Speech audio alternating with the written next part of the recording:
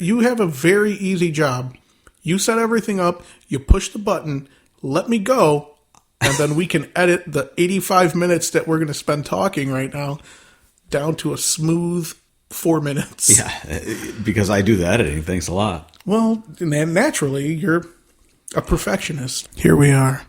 Oh, That was me getting really close up to the mic. I don't know you're supposed to get that close, though. Well, probably shouldn't, but if I do get that close, I can slow jam the news. Do you remember slow jamming the news? I do remember that. I wonder how many of our drivers, if any of our drivers, even know what that is. I don't know. I know that at a bare minimum, 5 of my friends know what slow jamming the news is. Now I can't watch it. I'm pretty sure that show's still on. If anybody's wondering, we're talking about Jimmy Fallon. And he had Barack Obama come in and slow jam the news one episode. I can't believe late night television is still a thing. Like, who's awake past 10:30 that isn't working? You stay up till 10:30? No, I used to. No. Now I just wake up in the middle of the night when one of our drivers texts me. Or 7 times to go pee. I didn't know you were keeping count. I'm going to start logging. Kenny logging. This is what life has become. All right. We'll just start with one of those. We'll pick a random topic. All right, let's think about this. We should have a magic 8-ball for safety and compliance items. You just roll it, whatever you get, you get. Kind of taking a Dungeons and Dragons approach to everything now. There you go. Let's roll the... Can you hear this? Roll it in. Wow, what are we going to talk about today? It says parking. Oh, man. Parking? Parking. Or the lack thereof. That's about right. Well, I'm so happy that actually became the topic by chance for today's podcast because I've been studying up on the lack of parking. So, Ange, what do you know about parking? Wait, we didn't even introduce ourselves. How is our listener going to know who's talking? He knows who we are. All right, fine. He knows who we are. Eyes on the road. That's right. Eyes on the road. Look for those parking spots. You're not going to find too many of them depending on where you are. I recall when drivers first started paying for parking. You could pay for your parking in advance, like at a Love's, or I think TA Petro was one of the first ones that started it. They used to have those. You pull into these parking lanes that were designated for people who paid to have the AC and the heat, and you'd get cable and telephone. Get out of here. It was a whole module that you fit into your window. So the gimmick was you'd go inside the truck stop, you'd bring your, you know what make and model truck you had, and they would make a window adapter for your driver's side window or passenger side window or whatever it was. And their module would fit into this adapter, which would fit into your window. So you'd roll your window down, put this adapter, and I guess roll it up until it was tight. And with that, you got heat and AC and cable and phone. And I'll make it up. I don't know. They were charging $15 a night. I don't know what it was, but do you remember any of that or no? No, but I also don't remember the time where parking only cost $15. Well, the point being, many moons ago, that was like the intro to paid parking for truckers, as far as I recall. There were some truck stops that if you bought 50 gallons of fuel, you could park there. They'd have a gate for you to go in and out. There was one, if I'm not mistaken, it was in Pennsylvania I used to stop at. And so you'd have to, be let in the gate, be let out the gate. And if you didn't buy the fuel, they charge you for parking. I think that's more and more common today because parking is harder to find. It is getting tough out there. Yeah. And it's not just the fact that there's not less parking spaces. We just have more trucks out on the road now than we ever had. I wonder if there's less parking spaces or not, though. There's like rest areas that close down and never reopen. I don't know what the stats are behind that, but yeah, but there's rest areas right now and that are under construction, especially in Indiana and Michigan. Those are 2 states that I specifically know that are working to combat their lack of truck parking. It's still a struggle, East Coast and West Coast. They're still trying to play. I'm not even going to say catch up because here in the Midwest, you can't park anywhere in the East Coast. That's terrible. Here in the Midwest, we're at least making some changes to help out with the parking situation. And my only hope is that every other state follows suit. Last year, there was actually a big bill passed where they earmarked $755 million of government funds and subsidies to help out with the parking situation. What is that, by like 100 parking spots? I mean, if you do a little bit of research, which our guests that we're going to have on the show have, it's estimated that per parking spot, a private landowner is going to spend $10,000 per spot just to build out their parking lot. Right? You think about it, you're breaking Concrete's new expensive, ground. man. You're pouring all that concrete. You're getting those lines painted. You're bringing in electric to provide light and some other amenities, especially when you're charging drivers up to $38 a night to park. I remember when the reservations first got onto my radar, it was one of our older drivers at the time, a gentleman by the name of Paul. Fantastic driver, wouldn't you say? Great driver, even better photographer, and an even better storyteller. The problem is he would call and let me know that he wanted to reserve a parking spot that was 80-something miles away from him, but he still had 4 hours on his clock. He was very well rested at all times, which is very important. And the older I get, the more I appreciate the fact that he was always looking ahead for rest areas and where he was going to take his 10-hour reset. Well, that's really the name of the game, right? Like knowing what your route is, where you're going, scheduling your time appropriately so that you've got a place to stop.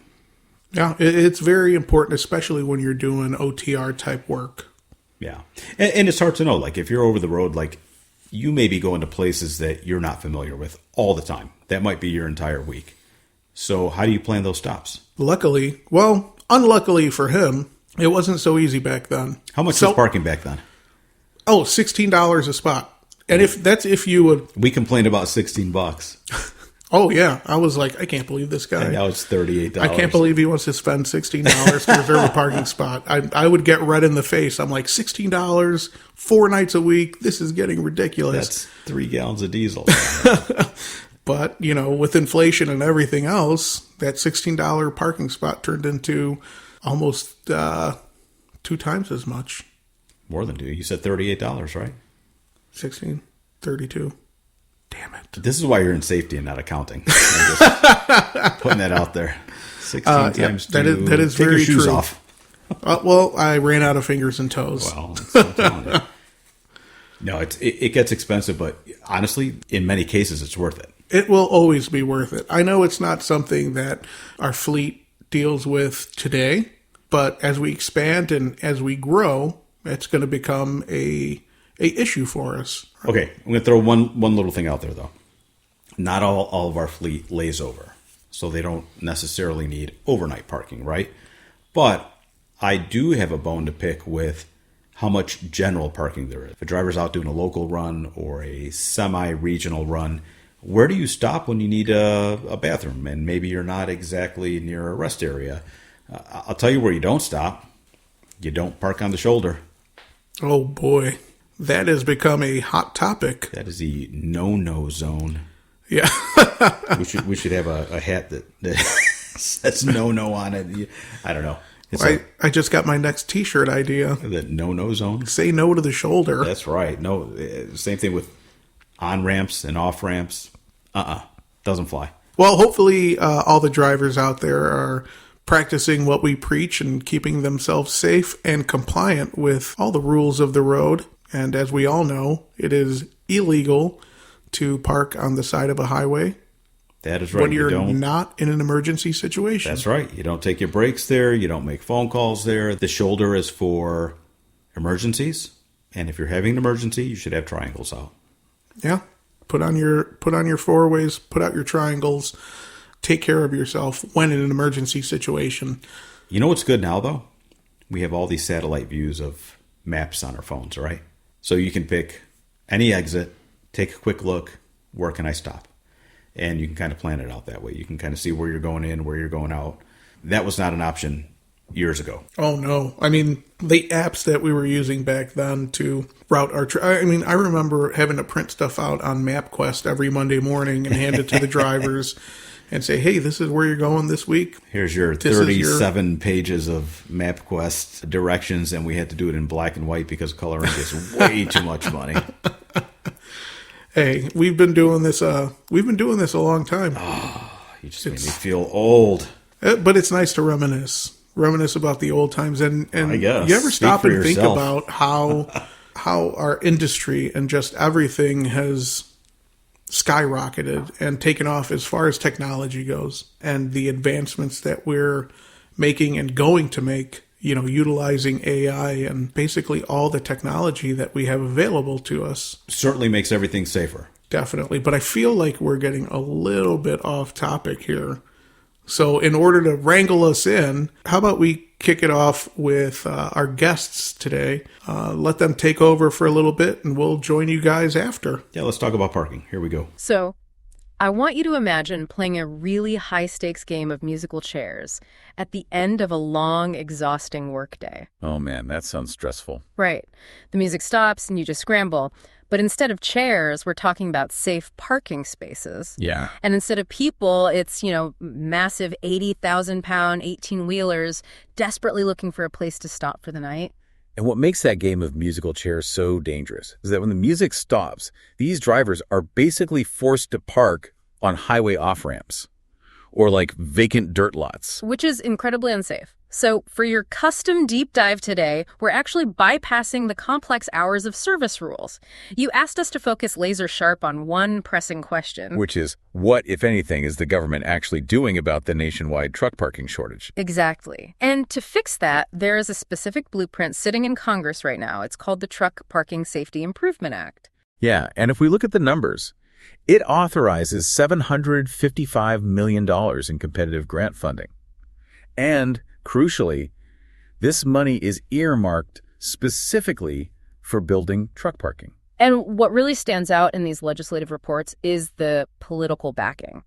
I mean, you have conservative Republicans like Senator Cynthia Lummis and Representative Mike Bost. Right. And they're co-sponsoring this with Democrats like Senator Mark Kelly and Representative Angie Craig. It's a completely bipartisan effort. Which you don't see every day. No, you really don't. Yeah. But, okay, let's unpack this a bit. Let's look at that $755 million figure. Sure. To an everyday person, that sounds like a massive amount of money. But we're talking about buying land and pouring physical infrastructure across the entire country. Yeah, it's a huge scale. So is a grant program of that size actually going to close a nationwide gap? Well, I mean, it provides the necessary financial muscle, but it doesn't magically pave paradise overnight. Because of construction costs. Yeah, exactly. Yeah. Pouring heavy-duty concrete that can support dozens of those 80,000-pound rigs is incredibly expensive. We are sometimes talking tens of thousands of dollars just for a single parking space. Oh, wow. Just for one spot. Just for one. Plus, you have to deal with local zoning laws. Yeah. The federal government isn't just coming in to build these lots themselves. Right. It's a grant program. Exactly. A competitive grant program means the federal government is basically dangling a massive financial carrot to incentivize cash-strapped municipalities and states to finally approve and build the lots. Okay, so if the states have to do the heavy lifting to apply for these grants and handle the local zoning, they're going to need a massive push from the industry to get moving. Oh, absolutely. And it's easy to see why truck drivers are begging for this, but the reports mention private truck stop operators are backing the bill too. Yeah, they are. Why on earth would private for-profit businesses lobby for a federal grant that basically funds their own competition? I know, it seems counterintuitive. But it's because the shortage has gotten so severe that private lots are overflowing to a dangerous degree. So they just can't handle the traffic. They really can't. They simply cannot build fast enough or afford enough land near major highways to meet the sheer volume of trucks.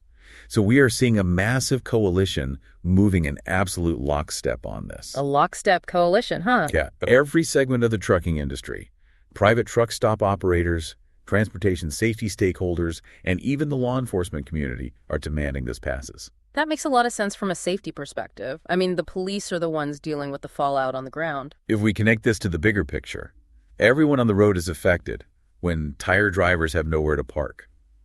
Law enforcement officers are the ones who have to knock on the truck window at 2 a.m. because a driver is illegally parked on a dark highway shoulder. Which is dangerous for the officer and the driver. Exactly.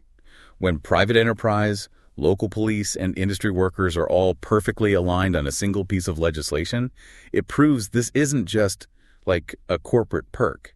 It's a fundamental, universal safety necessity. So what does this mean for you, the listener? The blueprint for a $755 million solution is quite literally sitting in Congress right now. It's just waiting. The coalition is built, the safety arguments are settled, and the industry is simply waiting for lawmakers to hit the green light. The groundwork is entirely laid out. It all just comes down to legislative action at this point. Which leaves us with a final thought for you to mull over. Think back to that high-stakes game of musical chairs we talked about. Right. If an issue has a dedicated bipartisan bill and every single stakeholder from local law enforcement to private business is in absolute agreement that it's a life-saving necessity, Yeah. what does the delay tell us about the speed at which our national infrastructure problems are actually solved? I hit the button. He hit the button, and we're back. Every time you hear hit the button, that's typically me getting frustrated Yelling with at me. Angelo. Hit the button Because already. he won't He's hit always the telling me to button. hit the button. Well, in life there are button pushers and button pusher dictators. I am a button pushing Did you dictator. just call me a button pusher? I think I did. But that's not necessarily a bad thing. I'm not disagreeing. I was just asking a general question. Am I a button pusher? For the sake of this podcast, yes, because my arms aren't long enough to reach the board. It is 5 feet from you. It could be 3 feet from me, and I'd be in trouble. So, how was that? I was glad to hear that this is a bipartisan effort, right? There's no barrier or border to it. Like, politically, both parties realize that this is an issue. They're working towards a solution. So, in general, I'm glad to see that this is raising attention across the country. Yeah, and it's not a polarizing topic, right? No. We all know that this is an issue, and if we don't do something to remedy it, it's not going to get any better, because the amount of trucks and the amount of drivers are just going to keep on going up. So what can we do internally? I would share with you, because we revisit the same locations often, our drivers should share best practices where they stop. That's something we ought to launch internally. You've got Absolutely. a good stop, share it with your fellow drivers. Yeah, it should be a topic of conversation, especially amongst our driver core, right? Because they're actually the ones that are out there on the road running these routes. So if they find a honey hole of parking, this should definitely be a conversation that drivers are having amongst their own individual groups and at their own DCs. Let's challenge our drivers to share with each other the best parking spots. Whether it's for a bathroom break, a hamburger, whatever it might be. Yeah. Share the good spots. All of our drivers have binders, right? And the whole purpose of that binder is to give them information on routes and locations that they're going to. RFMs, DMs, there you go. There's you go. your hint. Just a little addition that we Add can it make to in. the binder. Yes, we can. Would help us out, right? And again, this is just drivers helping their fellow driver. Yeah. Right? Because, you may be on one route Monday night, but driver Johnny Bravo might have to do that run on Tuesday. And, the week previous or the night before, you found a great spot to pull over and take your break safely. Why not pass that information? Why not share the that? wealth. If you find yourself a good pocket of parking, which is tough to come across, especially on the East and West Coast, why not share the wealth? That's right. Spread the joy and make this a little bit easier for the next guy. Because Attaboy. if we're just keeping all the good stuff to ourselves, how's that helping anybody else? Do you think there are drivers that hoard good parking spots they don't want to tell anybody? If I had to That's guess, not a thing. Quit it. if I had to guess, I would say there's maybe one or two That's out of not a 200. thing. Quit it. But I think our driver core is strong and very willing to help each other out. I agree. Yep. So with that, Keep the sunny side up, the rubber side down. Do not park on the shoulders or the off-ramps or on-ramps. Yeah, and just do your best out there to find the safest legal parking that you can the next time you're out on the road. Absolutely. Use all the tools you have. Use that satellite view on your phone. And with all that, thank you guys very much for another episode of Bob's Transportation Podcast. We'll catch you here next time. Keep it safe. Still the #1 Bob's podcast out there. Undefeated.